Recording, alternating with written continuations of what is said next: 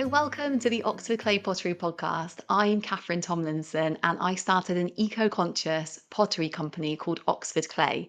Now, at Oxford Clay, I don't just make pottery, I also make resources such as books and courses and information for other potters who want to be more eco-conscious in their pottery practice but maybe don't know where to start or can't find out the information they need. So that's what this podcast is all about. It's about sharing everything I've learned along my eco-conscious pottery journey with you, and I can't wait to get started. So let's go.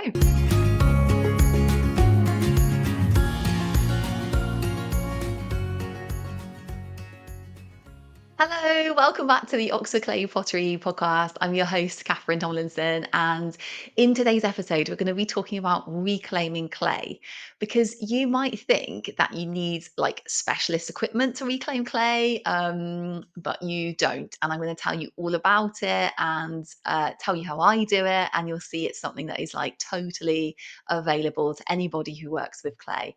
So essentially, reclaiming clay is turning clay that is either too wet or too dry back into a usable state. Okay, so it could be like either taking away water by sort of drying it, air drying it, or it could be, adding water. So if you think about all the different ways that we like make pottery, it could be like from the wheel, could be all that like that slurry kind of thing that comes off the clay, as you're making the pot. We can reclaim that. It could be like offcuts, say like you've made a pot, like a slab pot or something, and you've got some like leather hard clay, and you can't like roll that clay out again. It's already it's drying, it's too dry. We can reclaim that. We can reclaim pots that have like gone wrong, where you're like maybe they've started to crack, or maybe there's something that's like you've accidentally knocked the side of it and you're like, no, it's gonna then warp in the kiln, and it's a dry pot, it hasn't been fired yet. We can reclaim all of these things back into usable clay. So it's a really cool thing to do because it means that your clay is essentially infinitely recyclable until it's fired. So when you fire clay, it changes the molecular structure of the clay. So it cannot then be turned back into like wet clay. But up until that stage, if it's like literally any stage of clay, like, from slip to bone dry clay, you can reclaim it back into usable clay. So that's why it's so good. It's so good to reclaim clay because it's just like it enables you to just like keep on using that clay resource. It's never going to run out. As long as unless you made something and fired it, you can just keep on using it. Keep on making stuff out of it, and then keep on reclaiming it if you don't like it or it goes wrong or whatever. Okay, so let's talk about how you actually reclaim clay. Okay, so when I went to pottery evening classes, they actually had specialist equipment that they used to reclaim clay. So they used to have like a big plaster bat, they used to call it, which was like basically a big slab of plaster that used to draw the water out of the clay. So they used to put like very wet clay onto the plaster bat, and then it used to like dry it out, and then they would reclaim it. They would put it through another piece of specialist equipment which is called a pug mill, where they used to kind of put the clay in the top and then like switch the pug mill on, and then it used to kind of come out as these like compressed like clay kind of sausage shapes that then they used to chop up and then store in these big like metal bins and stuff. So that was a way of them, reclaiming a lot of clay for those pottery classes. The technician used to do it there, and because reclaiming clay can be sort of like quite sort of heavy work. So it's great. Their pug mill was great. It would like compress it into like much more usable shapes for people to then wedge up like. Knead, wedge, and then like use in the pottery classes. So I'm just here to tell you, you don't actually need those two specialist pieces of equipment. You can reclaim clay just with, I'll tell you how I do it in a minute. You can literally just lay it out to dry. Okay, so I'll tell you how I reclaim clay. So what I do, okay, so when I was learning how to like reclaim clay, just from in my own pottery, I read some books, and some of the books were saying that the best thing to do when you're reclaiming clay is to let it all dry out completely and then to add the water. And that they were saying that this is a really good way of like making the clay very even because it all then there's this pottery term called slaking down, which basically just means it all kind of disintegrates at the same rate, at the same, it's all kind of, you get this like, lovely consistency of the clay, because you don't get like hard bits and too soft bits, and it's all kind of slaked down exactly the same, and then you can reclaim it easier from then. Okay, so I suppose that is like the textbook way of reclaiming clay. So if you were going to like teach someone maybe how to reclaim clay, they'd be like, look, dry it all out, then slake it down, then you can reclaim it. But I actually don't do it like that. So I actually just chuck everything in a massive plasterer's bucket. So I've got this really cool, really strong plasterer's bucket, which they use in the building trade for like mixing plaster. I basically have one of those, and I just chuck everything in there. Like throughout, the months I'm using different bits. So it could be like bits of dry clay, it could be like water with clay in, it could be pots that have gone wrong. So kind of like, just normal wet clay. I use offcuts from slip casting, which have a deflocculant in, which is the chemical that's used to make slip really runny. So I just chuck it all in, basically.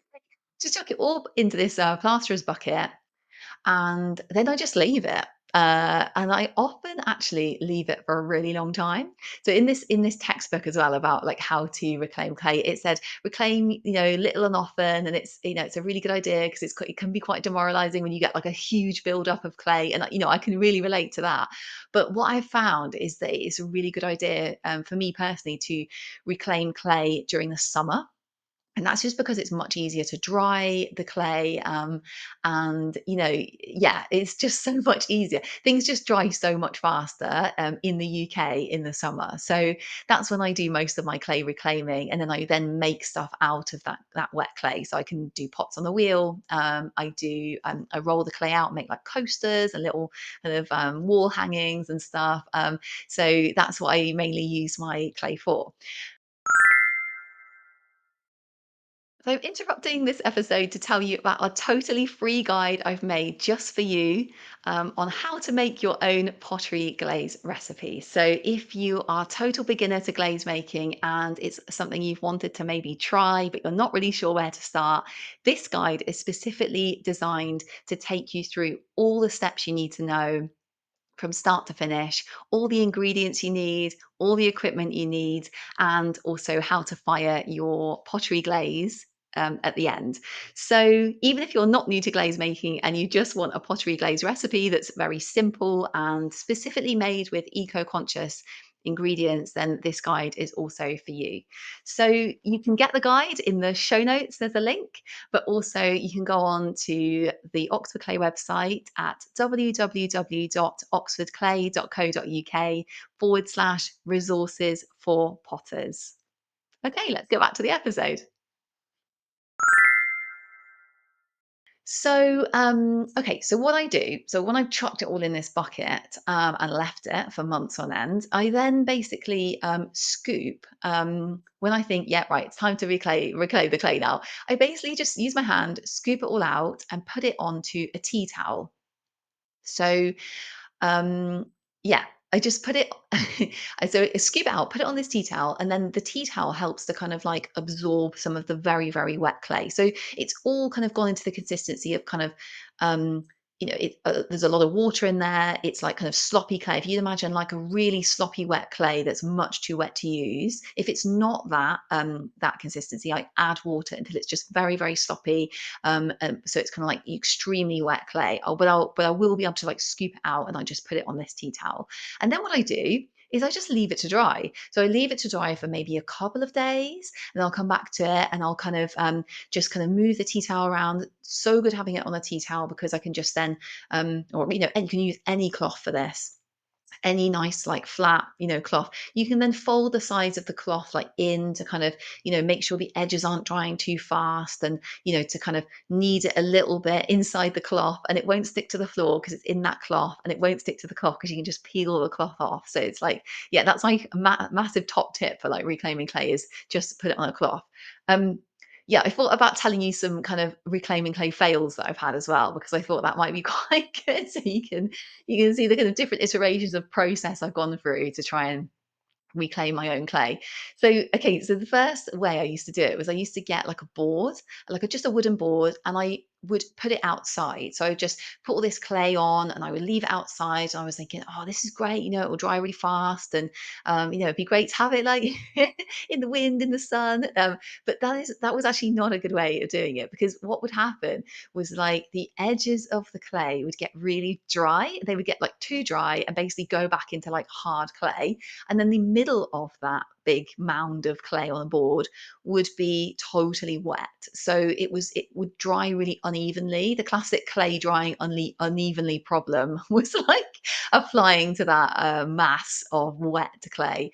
So that was like, yeah, it just didn't work. It was like the middle was too wet, the edges were too dry. I'd have to reclaim the edges again, like put them back in the bucket again. Yeah, so then what I did was I thought, "Oh, okay, well, that's drying too fast. Maybe if I cover it in plastic, the whole thing will just dry out, like, nice and slowly and evenly." And I still was doing it outside. So did that work? No, it didn't work, because the plastic basically stopped the clay from drying at all. So I would still get this issue where like the edges of the clay would dry really too fast. So I'd dry it for like days and days just outside.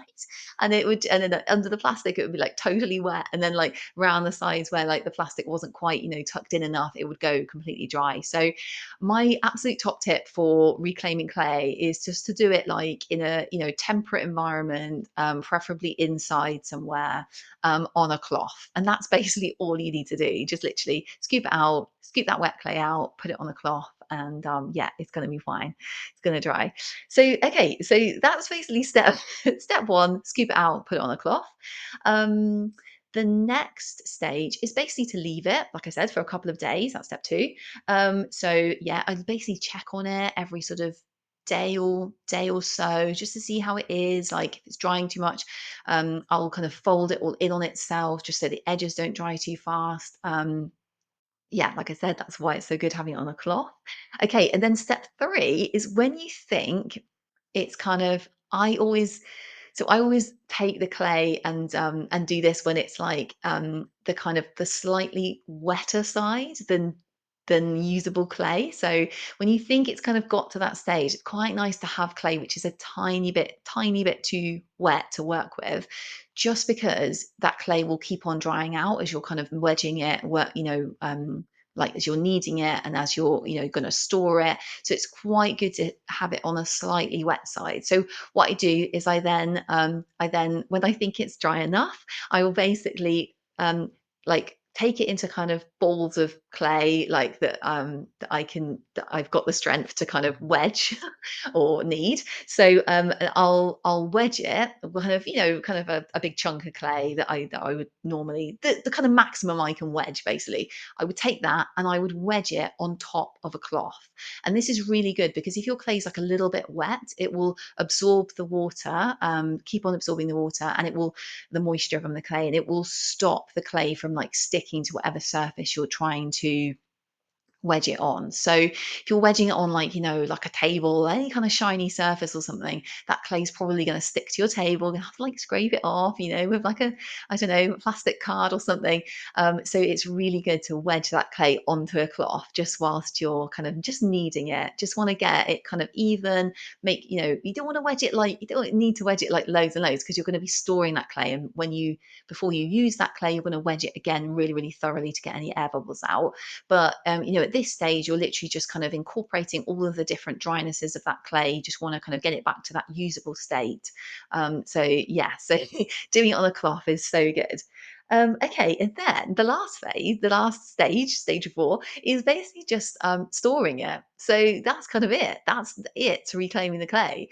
And I store my clay in a kind of plastic storage container, which I just got from the supermarket. They have, if you want like a storage box, say like you want to store something under the bed or something, or like in a cupboard. I use these plastic boxes and they are so good for storing clay. So um, You could store your clay in anything that's airtight. You could use Tupperware if you're just reclaiming like small amounts of clay. You could, like I said, in the pottery, they use these like big metal bins. In the evening classes I went to at that pottery studio, and they would have like lids, and then they would kind of have plastic. You could fold in the plastic, to keep the clay dry. Just really wanted to keep it. You just really want to keep it dry. You don't want it to dry out. Spend all that time reclaiming it. You don't want to have to reclaim it all again. So yeah, so just kind of like keeping it wet enough for you to then like work with. And like I said, just make sure you wedge it really well before you actually use it, because lots of air bubbles get incorporated into that into your clay as you're reclaiming it. It's all kind of air bubbles coming in everywhere and all. Yeah, so it's really good to kind of make sure you wedge it really, really well before you use it. And that's everything really. That's it. That's how you reclaim clay. So yeah, it's been so nice talking to you about how to reclaim clay. That's my sort of number one top tip is really just to kind of, well, do amounts that feel manageable to you in terms of like how much you want to be like kneading, wedging that clay. I kind of do about a tea towel's worth, and then my absolute number one top tip is just to tip that clay out, scoop that clay out onto a tea towel, and yeah, it's a perfect surface for drying clay out in a temperate environment, preferably inside, away from like wind and sun. Um, yeah, and that's everything. So that's all you need to know about reclaiming clay. You can do it. Yeah. So yeah, it's been so nice talking to you on the Oxford Clay Pottery podcast about reclaiming clay, and I'm really looking forward to seeing you on the next episode. And until then, wishing you very happy reclaiming, reclaiming clay, and potting, and yeah, I'll see you soon. Okay, bye.